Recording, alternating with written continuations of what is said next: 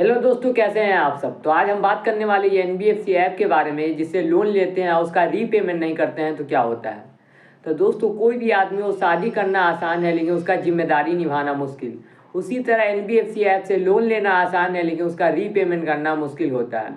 और कोई भी आदमी अगर रीपेमेंट नहीं करता है तो उसके साथ क्या क्या हो सकता है, इन सब चीज़ों के बारे में इसी वीडियो में बताऊंगा। तो पूरा वीडियो एंड तक देखिए, थोड़ा सा भी स्किप मत करिए, नहीं तो आपका जो भी जानकारी है वो छूट जाएगा। और मेरा चैनल सब्सक्राइब कर लीजिए और नोटिफिकेशन ऑन कर लीजिए कि आपको इसी तरह का एजुकेशनल कंटेंट मिलता रहे।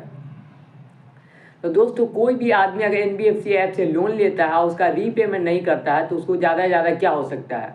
जैसे मेरे ही एक सब्सक्राइबर का कहानी है कि वो क्या क्या 5,000 का लोन ले लिया और उसके बाद जो है ना उसका रीपेमेंट नहीं किया, और रहता है एकदम विलेज एरिया में, एकदम विलेज में भी जो आउटसाइड एरिया होता है ना वहाँ रहता है।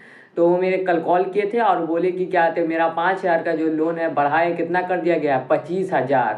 5,000 को बढ़ा के हुआ कितना दिन, 4-5 महीना हुआ है। देरी भी हो गया है, हम मान रहे हैं देरी हो गया, 4-5 महीना हो गया है।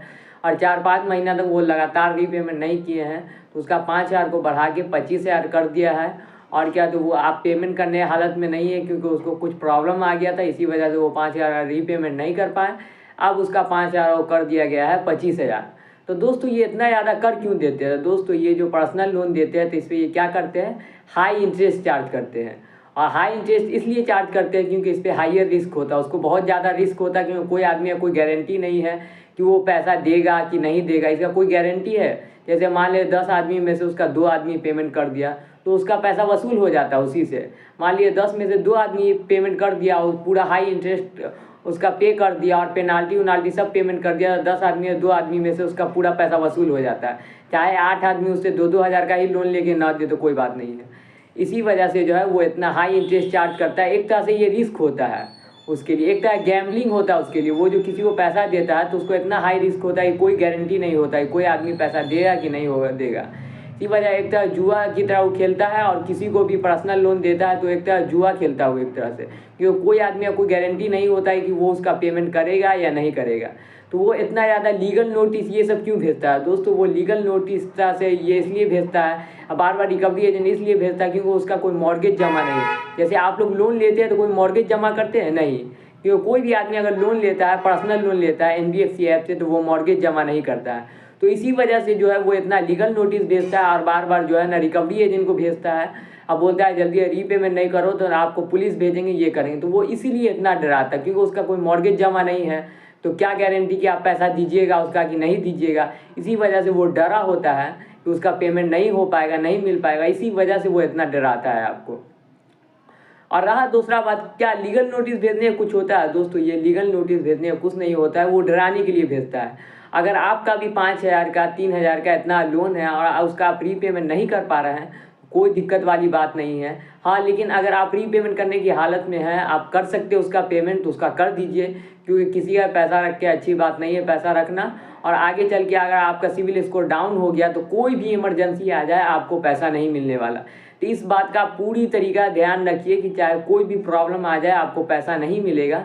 तो अगर आप पैसा देने की हालत में है तो उसका रीपेमेंट कर दे, वही अच्छा है आपके लिए, नहीं तो फिर जाके आगे चले कोई भी दिक्कत आ सकता है।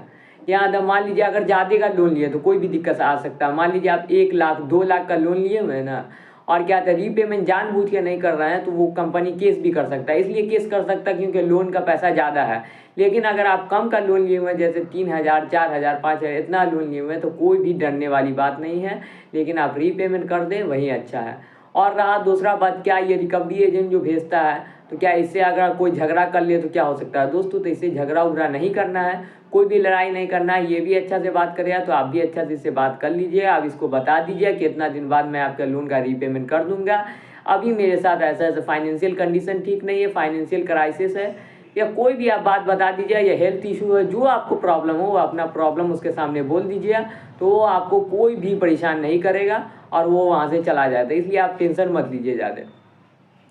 और रहा दूसरा बात ये है कि क्या थे, वो रिकवरी एजेंट आने के बाद वो कितना दिन आ सकता है। तो दोस्तों, इसका कोई गारंटी नहीं है, कंपनी पे डिपेंड करता है कि आप जितना डिले करिए उतना ज़्यादा वो रिकवरी एजेंट भेजेगा। फिर भी अगर हम फिर भी बता दें अपने अंदाज से, जो जो मेरे वही सब्सक्राइबर सब कॉल करते रहते हैं, 6-7 महीना तक लगातार आता है। 6-7 महीना तक ये लगातार आता है, उसके बाद जो है ना ये थक हार जाता है, तो ये 4-5 हज़ार के लिए ज़्यादा परेशान नहीं होता है। क्योंकि ज़्यादा अगर परेशान हुआ तो जितना का ही लोन नहीं है उतना का तो उसका खर्चा ही हो जाएगा। इसी वजह से वो 4-5 हज़ार के लोन के लिए ज़्यादा परेशान नहीं करता है।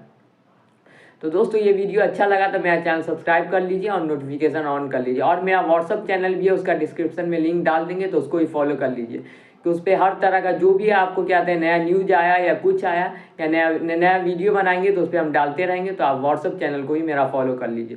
तो बाय दोस्तों।